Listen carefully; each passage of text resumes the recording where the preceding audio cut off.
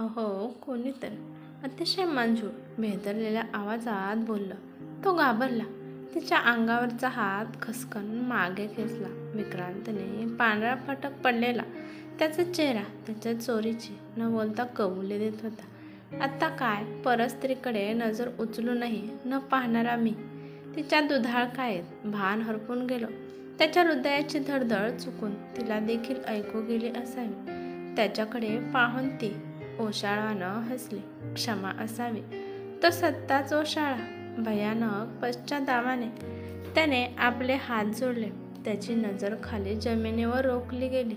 विक्रांतने पहाटेच्या थंडीतही त्याच्या सर्वांगाला घाम फुटला. क्षमा कशासाठी? आपण तर माझ्या प्राणांचे रक्षण केले. माझ्यावर जन्मजन्मीसाठी हे उपकार राहतील. तिने झुकून त्याला चरण स्पर्श केला. तो दचकून 2 पावले मागे सरकला. आता काही काळापूर्वी मनातील उमटलेल्या वासनेच्या तरंगांचे काय? ती तरुणी मला रक्षक म्हणून गौरविते आणि आपण बहुतेक तिच्या पवित्र कायेला कलंकित करू पाहत होतो. नाही, ती वासना नव्हती. केवळ तिच्या सुंदर मादक कायेला स्पर्शण्याची अभिलाषा होती. त्याचं मन सत्य मान्य करण्यात कचरत होतं. त्याच्या मनाला वासनेचा झालेला स्पर्श तो अमान्यही करू शकत नव्हता. परंतु मनच ते सतत या ना त्या हिंदोळ्यावर झुलतच राहणार. एखाद्या गोष्टीकडे डोळेझाक करावीशी वाटली की नेत्रांवर अज्ञानाची झापड बांधणार. अज्ञात सुख म्हणजे असते म्हणे. मनाला कोण बरे आवरू शकले? ते तर उधळलेला अश्व. त्या अश्वावर काबू मिळवणे महान तपस्वीशिवाय तरी शक्य नाही. आपण अशा वेळी नदी किनारी आत्महत्या करणे शोभा नाही देत. ते महापाप आहे. त्यांचा कंप सुटलेल्या अंगात उसणं पवित्र दाटून आलं. आत्महत्या नाही. ती फिकटस हसली. हत्या होती. सुबक बोलक्या नयनातील आसू तिच्याही नकळत चमकले. एव्हाना पहाटे जाग आली होती. सूर्यदेव आपला रथ घेऊन नेहमीप्रमाणे फेरफटका मारायला निघाले. त्या कोवळ्या फुटलेल्या किरणात बराच वेळ अंधारात दडून राहिलेला तिचा चेहरा त्याच्या नजरेस पडला. निर्मात्याने बऱ्याच मेहनतीने आणि स्वतःच्या हाताने तिला घडवलं असावं. त्याच्यासमोर उठून बसलेली ती अस्सल बावनकशी सौंदर्याची खान पहाटेच्या अर्धवट ओल्या प्रकाशात चमकत होती. हत्या तिच्या बोलण्यातील अर्थ न समजून त्याने प्रतिप्रश्न केला. हो, हत्याच. तेच म्हणावे लागेल. तिने हताशपणे सुस्कारा सोडला. आपल्या दैवगती फिरल्यावर बोल तरी कुणास लावायचे? रिकाम्या अंजळीत सुरकतलेल्या रेषांना दोष देत आपल्याच फुटक्या नशिबावर हसायचे आणि गप्प बसायचे. बस, बायकांच्या नशिबी हेच असं जिने. स्वतः दूषण देणे असे शोभत नाही व नशिबाचे काय घेऊन बसतात. दैवाचे फासे कसे पडतील कोणास कळेल का नाही? कधी आपण प्रत्यक्षात काय घडेल सांगाल तर मनीचा भार थोडा हलका होईल. अनोळखी पुरुषास सगळे कथन तरी कसे करावे या विवंचनेत ते अडकले. तरीही रक्षण करता या नात्याने त्याला सर्व सांगणे तिने उचित समजले. पाण्यात भिजल्याने तिचे ओलं शरीर कंप पावत होते. त्याच थरथरत्या आवाज तिने आपली कहाणी सांगायला सुरुवात केली. मागल्या काही दिवसांआधी माझा विवाह समोरच्या गावातील एका मातब्बर कुटुंबात जुळून आला. नशिबाने अगदी सगळे सुख न मोजता माझ्या फाटक्या पदरात टाकले होते. माझ्यासारख्या अतिसामान्य 18-20 दारिद्र्यात भरभटून निघालेल्या घरातील मुलीस मोठाले वाडे, ऐसपैस अंगण, अंगणात फुललेली सुगंधी फुलबाग, ओट्यातील हुंदडणाऱ्या गायी हे स्वप्नात पाहायचा मोह झाला नाही. आमच्या कपाळावरील दारिद्र्याचा टीका या जन्मात पुसला जाण्याची क्वचितही आशा न बाळगलेली माझ्यासारखी कुडाच्या झोपडीत वाढलेली मुलगी आपल्या नशिबावर कसा भरोसा करणार? विवाह निश्चित झाल्यापासून तर कित्येक रात्री मी तळहाताच्या रेषा चाचपडण्यात घालवल्यात. हळदी, विवाह, देवदर्शन सगळं अगदी कसं निर्विकार पार पडलं होतं. मात्र पहिल्याच रात्री हे झोपी गेले ते पुन्हा उठलेच नाहीत. अंगावरची ओली हळद उतरवण्याआधीच सौभाग्य अलंकार आणि सौभाग्य ओरबाडले गेले ते कायमचे. केवळ एका प्रहाराचं संसार सुख आणि आयुष्यभराचं पाठ न सोडणारं वैधव्य पदरात पडलं. परक्याचा धन म्हणून मायबापांनी पाठ फिरवली आणि अवलक्षणी म्हणून सासरच्यांनी सर्वांच्या खांद्यावर एक विधवा म्हणजे भार असते ना. मग सर्वानुमते या नदीच्या पोटात तो भार उतरवून आपापले खांदे मोकळे करून घेतले. तसे देखील या प्रहरी कोणी अशा जागी फिरकण्याची तस्दी घेणार नाही. मग मृत्यू हा एकमेव उर्वरित पर्याय. परंतु आपण का कसे कोण जाणे माझे रक्षणकर्ता बनून आलात, माझे प्राण वाचवले. ती थांबली. मनात विचारांची वावटळ घोंगाळत असावी. लोभ या कवडीमोल प्राणांचा नाही, परंतु माझा काहीही दोष नसताना जन्मदात्यांनी आणि कर्मदात्यांनी नाकारून हा असा मृत्यू द्यावा, याहून अधिक दुर्दैव ते काय. बोलताना तिच्या सगळ्या आठवणी उफाळून डोळ्यांच्या डोहात पाणी पाणी साचले. दुःखाने तिची छाती धडधडू लागली. त्याच्याकडून सांत्वनाची अपेक्षा तरी कशी करणार. शेवटी तो देखील परपुरुषच. अशीच आभाळाखाली उघडी पडलेली ती म्हणजे स्त्री चारित्र्य लुटणाऱ्या आणि वासनेच्या आहारी गेलेल्या मनुष्यरूपी लांडग्याची भर. उजव्या खांद्यावर झालेल्या स्पर्शाने तिची तंद्री भंगली. त्या स्पर्शात आश्वासकता जाणवली असती, तरीही तो स्पर्श अनोळखी होता. त्यावर विश्वास ठेवावा का नाही. तिचं मन काही कौल देईना.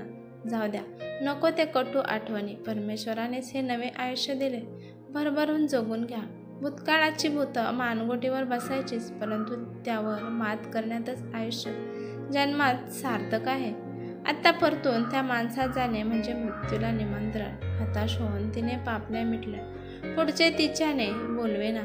पायाला बसलेल्या चटक्याने तो वर्तमानात परतला. अजूनही त्याच्या नजरेसमोर तिची ओली प्रतिमा उभी राहिली. अंगभर हट्टाने चिकटून राहिलेल्या तिच्या ओलसर सफेद वस्त्रातून तिच्या शरीराचे उभार अधोरेखित होत होते. तिच्या भरधार केश संभारातून ओघळणारे जलबिंदू तिच्या खांद्यावरून जात निथळ तिच्या सौंदर्याचं मोजमाप करण्याच्या निरर्थक प्रयत्नात होते. एव्हाना त्याला त्या जलबिंदूंचा राग येऊ लागला.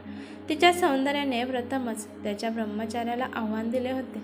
हिच्या निर्मितीनंतर देवाची ही एकाग्रता ढळली असेल का. नकळत त्याच्या मनात चमकून गेले. पाप आहे हे. त्याचे मन आक्रंदले. कितीही दूर पळायचा प्रयत्न केला तरीही मन फिरून तिच्या भोवती रुंजी घालत. बालपणीपासून मोहावर विजय प्राप्त करण्याच्या उद्देशाने केलेल्या सर्वच तपश्चर्या व्यर्थ झाल्या. कुठे आधार द्यावयास गेलो आणि त्याची परिणिती प्रीतीस झाली. त्यात तिचा तरी काय दोष म्हणा. अवघ्या एका रात्रीत संसारास मुकलेली ती. तिला संसार सुखाची अपेक्षा असणारच. तिच्या भावना उफाळून आल्या तर आश्चर्य ते काय. आणि मी तारुण्याचं रक्त सळसळत असताना आणि समोर अशी मदनिका प्रीतिगीते गात असताना कोणास स्वतःस आवरता येईल का बरे. आवरावे मी स्वतःस. त्याचे मन पुन्हा उसळले. कोणीतरी आश्रमात सोडले म्हणून का मी ब्रह्मचर्य आचरावे. राग लोभ सगळे स्तर वर्षानुवर्षे मनाच्या तळाशी साचत गेलेत. आश्चर्याच्या भीतीने तर कित्येकदा भावनांचा निर्दयीपणे गळा घोटावा लागला. आश्चर्य सांगतील तेच पुण्य व उर्वरित सगळे पाप. मृत्यूनंतरचे जीवन कोणास ठाऊक. केवळ पुराण शास्त्राच्या आधारे त्यास सत्य मानून मृत्यूनंतरच्या पाप पुण्याचा हिशोब मांडताना जिवंतपणे मात्र अज्ञात मितीतील परिघात अडकून तिथेच फिरत बसायचे. ही तर अतिशयोक्ती मानावी लागेल. मान्य आहे, एका बाजूला त्याच्यावर सर्वस्व ओवाळून टाकलेली ती आणि दुसऱ्या बाजूला समाजाने घालून दिलेल्या रूढी परंपरा आणि त्याचा सांभाळ करणारा आश्रम आणि आचार्य.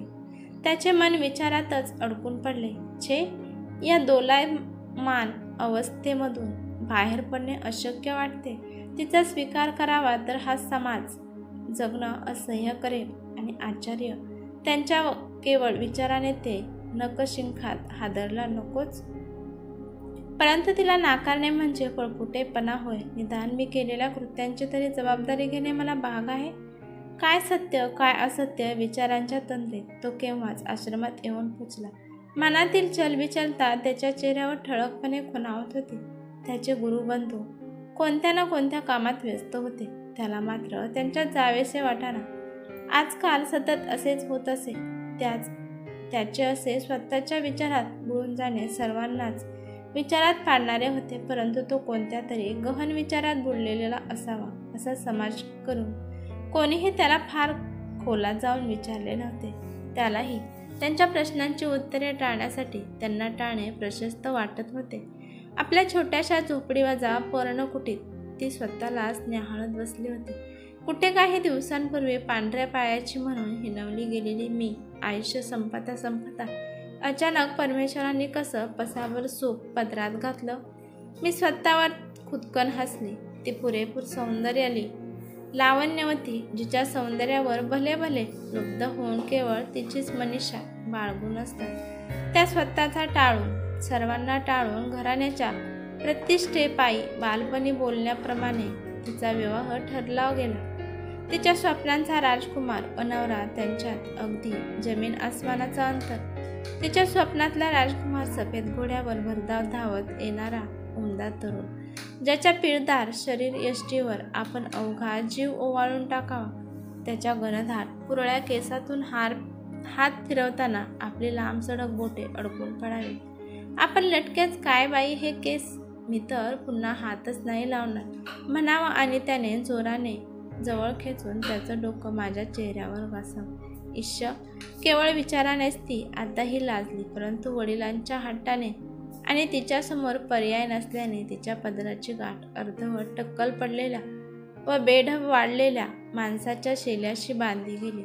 आभाळाने कोसळून जावे अथवा धरणीने दुबंगून पोटात घ्यावे असे तिला वाटत होते.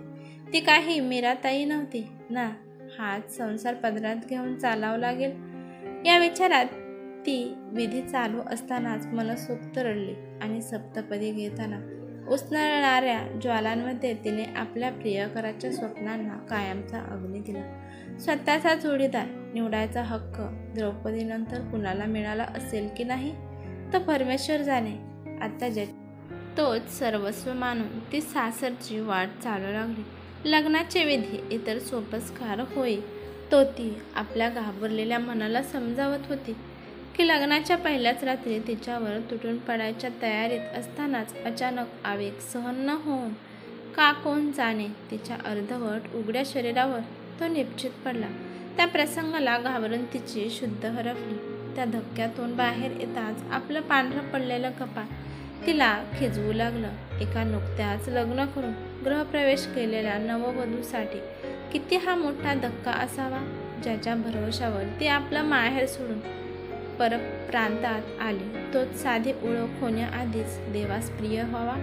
नियतीने आपली इतकी क्रूर चेष्टा का करावी. लग्नाआधी सारे उपास सारी व्रत वैकल्ये न चुकता मनापासून केली तरीही पदरात करंटेपणाचे वाण यावे. नवऱ्याच्या जाण्याच्या दुःखासोबतच काहीतरी कायमचे गमावल्याची जाणीवही पाठ सोडत नव्हती.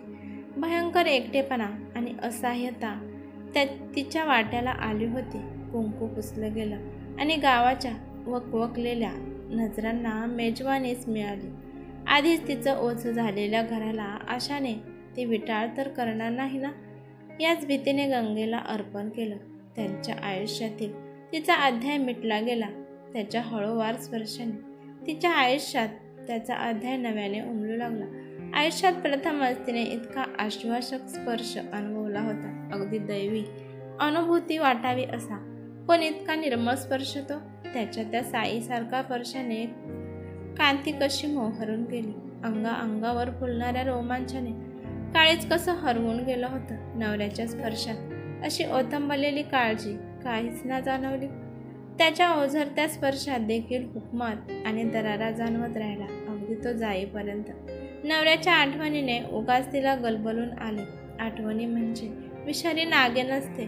त्यांना कितीही विसरायचं ठरवलं तरीही त्या एकांतात फणा काढतातच.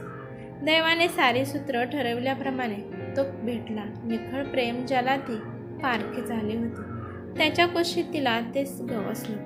त्यांच्या एकत्र येण्यात काळजी होती, प्रेम होतं, आसही होती आणि ओढही. शारीरिक आकर्षण भलेही केंद्रबिंदू का असेना, पण लग्नाच्या पहिल्या रात्री बहरलेला मोहर तसाच होता. तिचं अंग प्रत्यंग फुलण्यासाठी आतुर होतं. वैधव्याच्या काळीत चिरणाऱ्या वेदनेसारखीच प्रीतीची व प्रणयाची आस तिला जाळत होती. अंगाअंगात उभारून आलेलं तारुण्य ताठरल्यावर ती तिची देखील राहत नसे. माहीत होते हे पाप आहे. पतीच्या मृत्यूपश्चात परपुरुषाचा विचार देखील अक्षम्य आहे. परंतु ज्या तरुणीने विवाहाच्या अवघ्या 1 दिवसात आपला पती गमावला, जिने तारुण्याचं बहरणं देखील अनुभवलं नाही, तिचे आजन्म ओझरलेलं कपाळ का बरे मिरवीत असावे? अंगाच्या रेणूतून उठणाऱ्या हाकेला का बरे कानाडोळा करावे? तिचे तर आयुष्य आरंभ झाले नव्हते. समाजाने काही आकडे मोजून नेमून दिलेत, परंतु त्यात प्रवेश करायच्या आधीच केवळ प्रतिस्पर्ध्याची कमतरता म्हणून हार का मानावी? खेळ तर झालाच नव्हता. ही कथा तुम्हाला कशी वाटते ते मला कमेंट करून नक्की सांगा. कथा आवडल्यास लाईक, शेअर, कमेंट नक्की करा. चॅनलवरती नवीन असाल तर सबस्क्राईब करायला विसरू नका. धन्यवाद.